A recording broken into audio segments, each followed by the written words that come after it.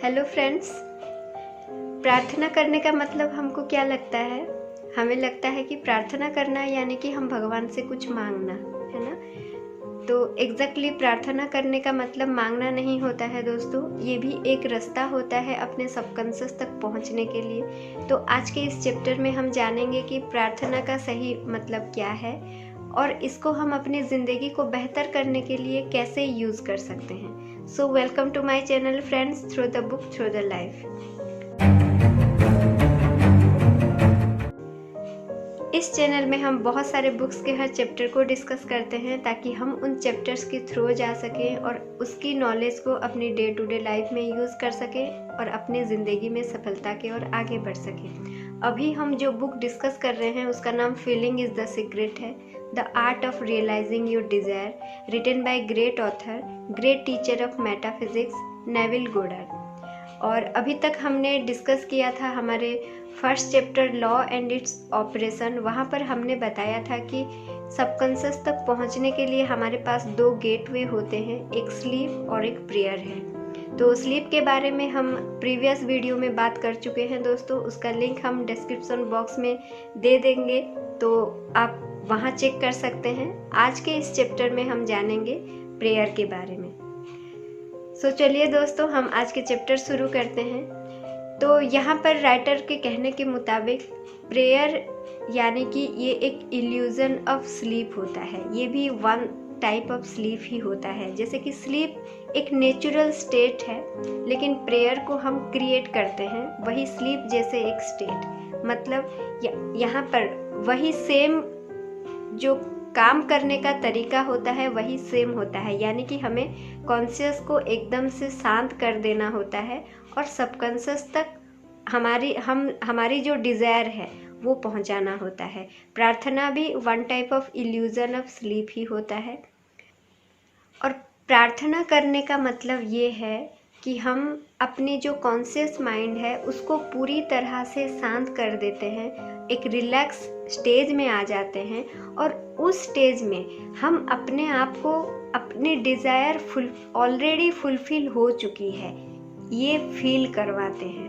तो जब हम इस चीज़ को फील करवाते हैं तो वो ऑब्वियसली हमारे सबकॉन्शियस तक पहुंचता है।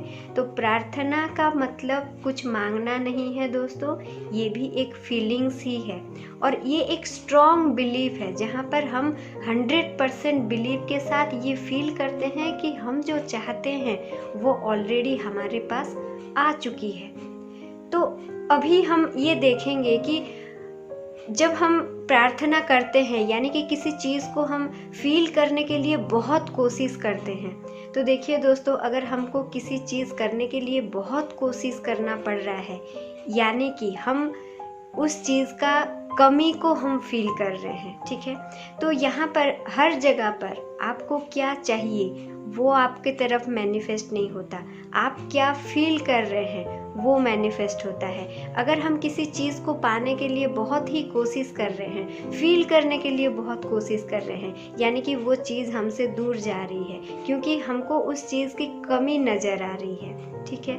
तो इसीलिए बहुत ज़्यादा कोशिश मत कीजिए, जस्ट अपने आप को बिलीव ये दिलाइए, 100% बिलीव रखिए कि आप जो चाहते हैं वो ऑलरेडी मिल चुकी है और मिलने के बाद आप कैसा फील करेंगे। बस जैसे बच्चों के मन में कुछ भी डाउट नहीं होता है, उनको जो बोला जाता है वो उसी चीज़ को लेके खुश होना शुरू करते हैं। तो वही इनोसेंस के साथ हमें भी इस चीज़ को सिर्फ फील करना होता है और यही होता है प्रेयर, कि हम एक स्ट्रॉन्ग बिलीव के साथ फील करें कि हमारा जो विश है वो ऑलरेडी फुलफिल हो चुका है।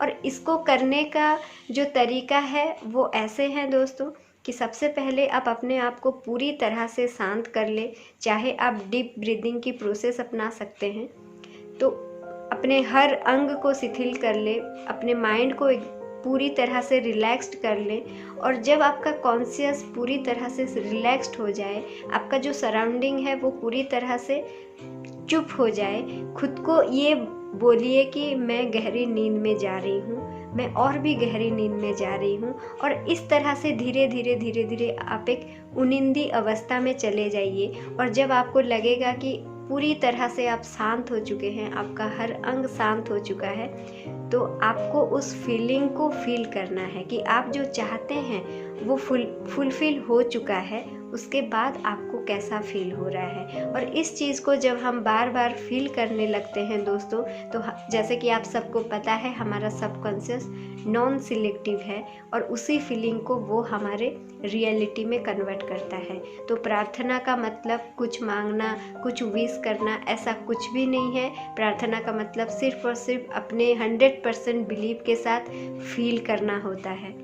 तो यही था हमारा आज का चैप्टर दोस्तों। सो इस बुक के थ्रू राइटर हमें वो सारी चीज़ें सिखाने की कोशिश कर रहे हैं जिसको हम अपने डे टू डे लाइफ में यूज़ कर सकें, और हम जो भी चाहते हैं उस चीज़ को पा सकें। सो वीडियो को आप भी देखिए, फ्रेंड्स के साथ भी शेयर कीजिए, और इस बुक के थ्रू भी जाइए दोस्तों, क्योंकि एक बुक में एक बात नहीं लिखी होती है।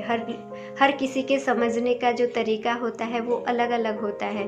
तो अगर मैं अपने नज़रिए से समझा रही हूँ, अगर आप लोग बुक के थ्रू जाएंगे तो हो सकता है आपको और भी कुछ खजाना मिल सकता है, क्योंकि हर बुक में खजाना भरा पड़ा होता है। तो बुक के थ्रू जाइए दोस्तों, एंड वीडियो को शेयर कीजिए, लाइक कीजिए एंड कमेंट कीजिए। सो इसी शुभकामनाओं के साथ हम आज के चैप्टर को यहाँ पर फिनिश करते हैं, और इन सारी चीज़ों को जो भी बुक से हम सीख रहे हैं, हम सब मिल के अपनी डे टू डे लाइफ में इसको यूज़ करेंगे और एक बहुत ही सफल ज़िंदगी बिताएंगे, क्योंकि हम सब इसके हकदार हैं। Thank you.